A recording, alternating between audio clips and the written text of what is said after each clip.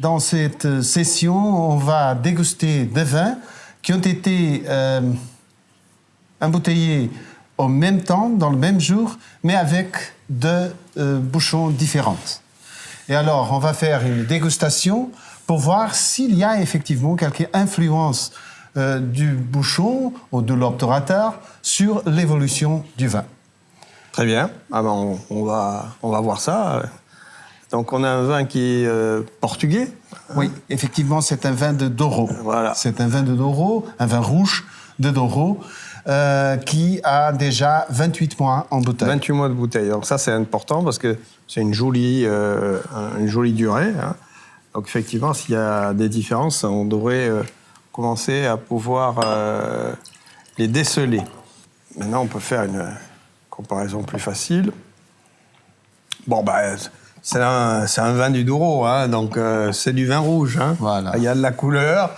Donc, Toria Nacional, la Toria Franca, le Joris, le Suzao. Il y a beaucoup de variétés.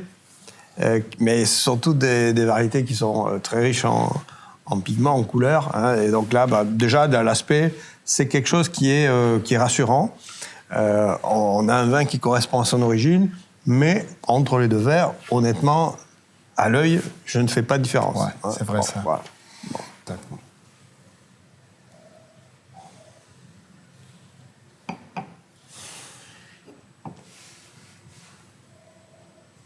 Bon, ben déjà à ce stade, oui, on peut noter une certaine différence qui est assez nette. Alors, dans les deux cas, les profils aromatiques sont intéressants. Il n'y a pas de...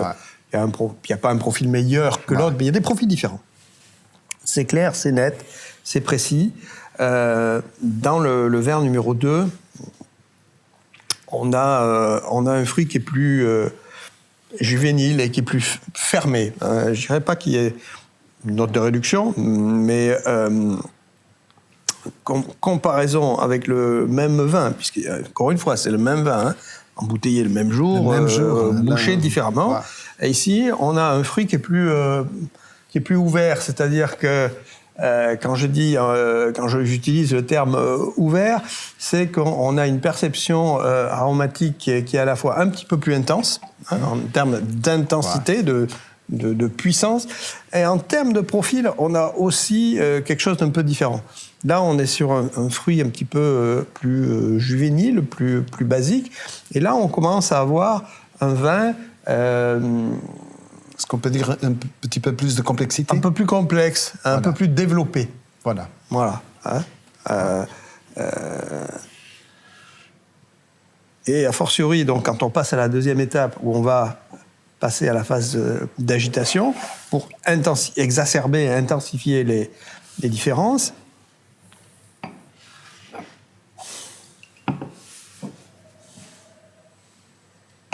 là, c'est beaucoup plus net. La différence augmente. C'est clair, la différence. C'est-à-dire que là, à l'agitation, celui-là, il se développe, il explose, exactement.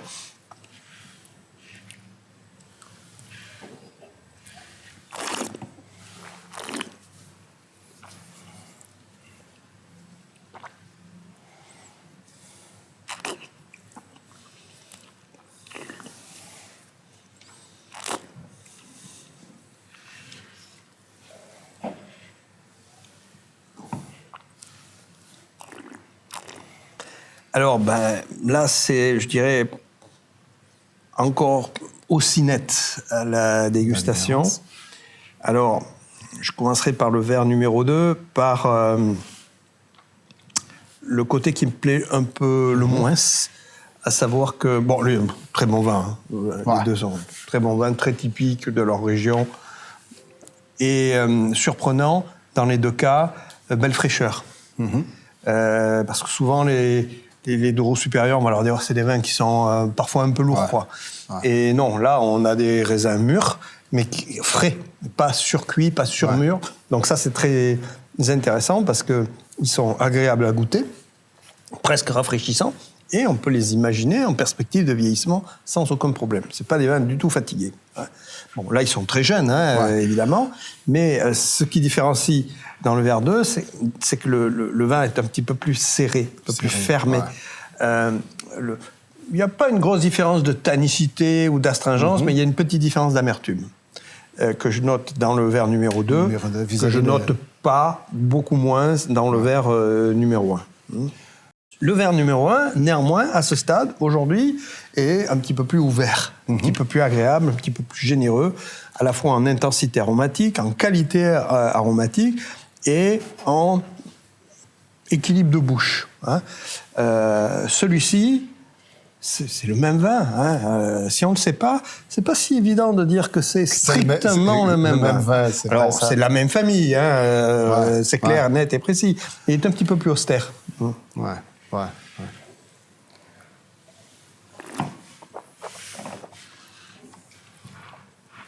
Si j'ai à choisir, finalement, c'est la question que tu ne m'as pas posée encore, mais que tu vas me poser, qu'est-ce que tu préfères ?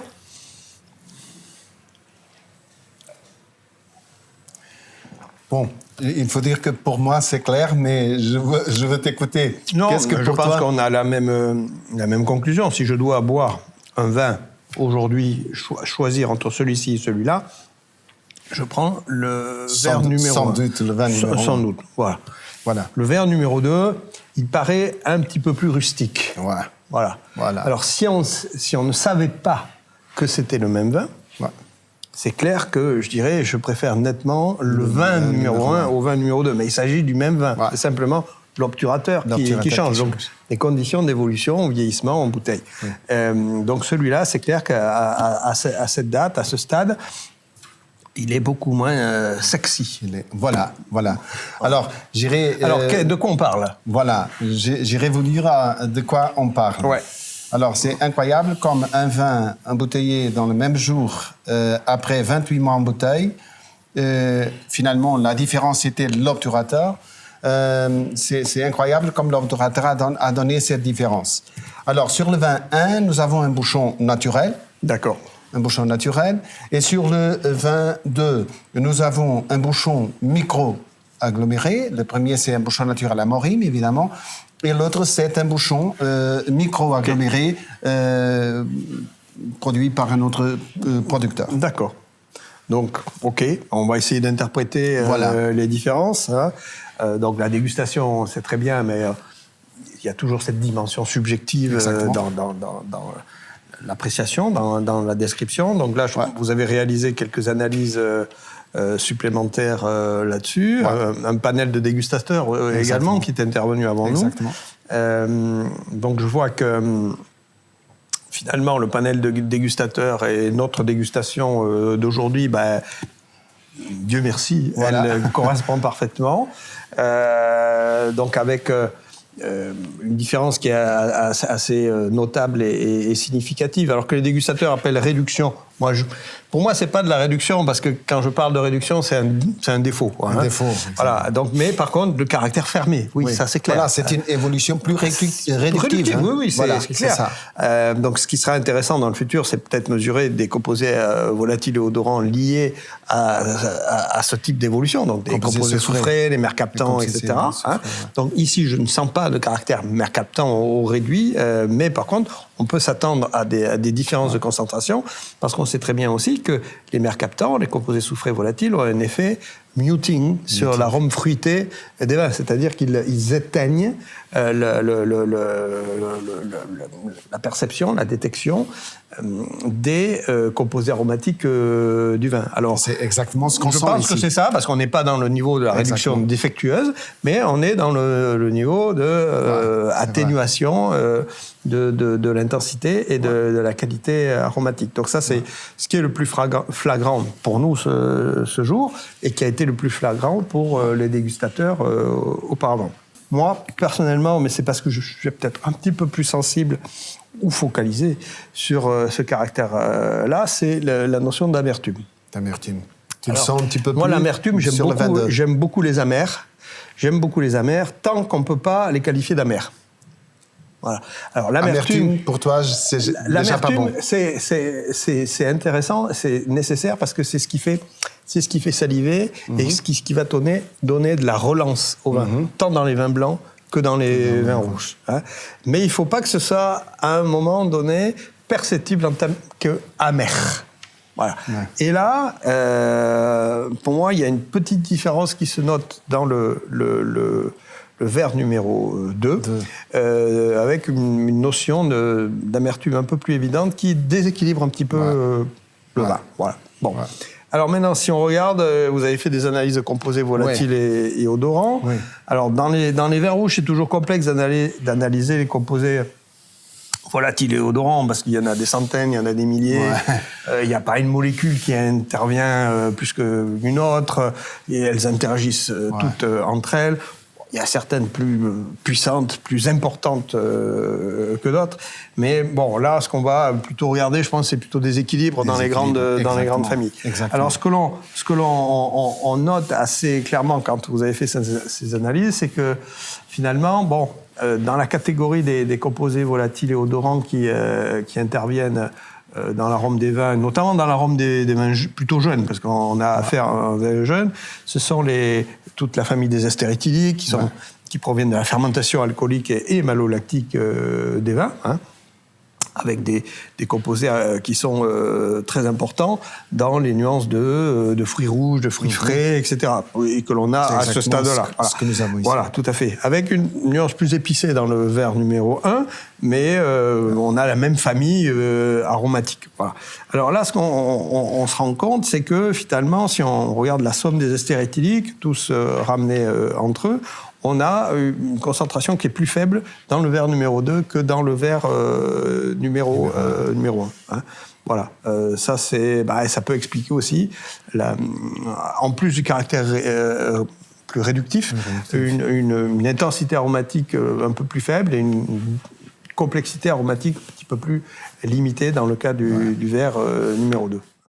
Alors, c'est toujours pas, finalement... c'est difficile pour un vinificateur de dire je choisis celui-ci ou celui-là. Et là, on voit bien que c'est intéressant. C'est intéressant de voir comment le bouchon va intervenir. Voilà. Donc là, on a un liège naturel classique. Là, on a un micro granulé. Donc, avec tous les travaux qui ont été faits et que vous avez aussi réalisés par vous-même à grande échelle, on sait qu'il y a une perméabilité déjà à l'oxygène qui est assez différente, surtout dans les premières phases du vieillissement. Hein. Donc, on est en plein là-dedans. Donc là, je pense qu'effectivement, on peut déjà avoir une conclusion à ce niveau-là. Cette perméabilité à l'oxygène, elle a influencé nettement l'évolution du profil aromatique du vin, tant au niveau réducteur qu'au niveau de l'intensité, de la complexité aromatique.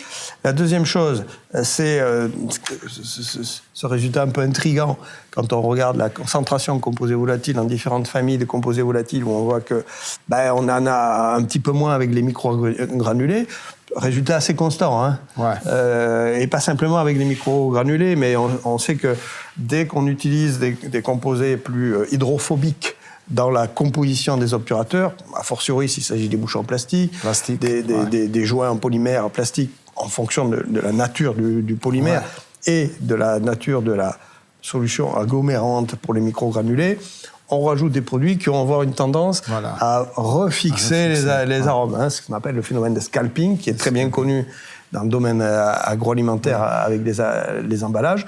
Et ça concerne également le liège naturel, mais a fortiori, lorsqu'on rajoute des concentrations plus importantes dans cette catégorie de polymères, on peut augmenter, intensifier le phénomène. Et tu sais, Pascal, les Australiens ont publié ça clairement déjà quelques années et qui ont montré clairement que le bouchon naturel était le bouchon qui moins scalpe, les plastiques le pire, et entre les deux, les micro-agglomérés. Je crois qu'on a la confirmation, la preuve par neuf ou in vino veritas. Là, on a une confirmation. Ça se mesure, ça se perçoit. Bon, il faudra voir comment ça évolue dans le temps, évidemment, mais on a déjà un résultat très intéressant. Pascal, merci beaucoup. Très intéressantes tes explications concernant ce sujet et très intéressant de voir la différence entre les deux vins qui sont vraiment prononcés jusqu'après 28 mois. Bon, eh bien, à suivre, à répéter. À suivre et à répéter. Merci beaucoup, Pascal. Et bonne dégustation. Alors, à vous. À toi. Cheers.